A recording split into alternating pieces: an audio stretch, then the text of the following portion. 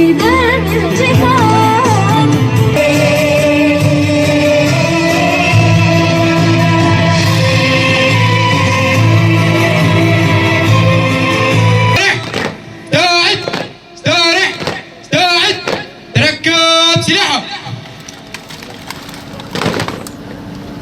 قدم سلاحك.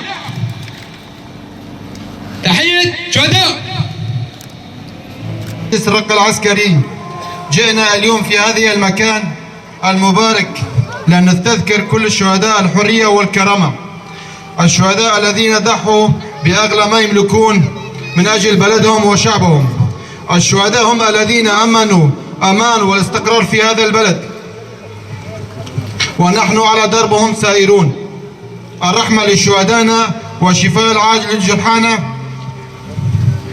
والنصر الأكيد لنا. للشهداء وذويهم، لا تزال بلادنا الجريحة تنزف، ولا تزال شمال وشرق سوريا الحبيبة تعاني يوما بعد يوم.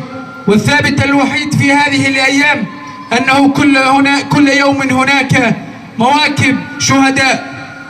نجتمع اليوم في هذا المكان المقدس والذي يحتضن داخل ترابه شهدائنا الأحرار.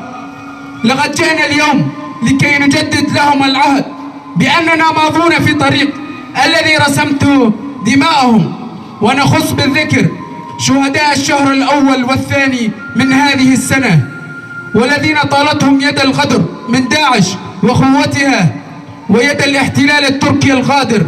ونعاهد شهدائنا ونعاهد أنفسنا بأننا سنكمل المشوار، وأن نهاية هذا الكفاح هو النصر والنيل الحرية وتحقيق العدالة. كما نعاهد الشهداء بأن لن نسامح العابثين والمخربين أن يعبثوا بأمان المواطنين في كل شمال شرق سوريا.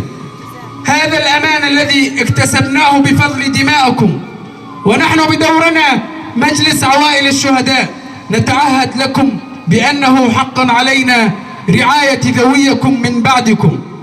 دمتم لنا عزا وشموخا، ولأهلكم فخرا، وبمثلكم تحرر الشعوب والأمم.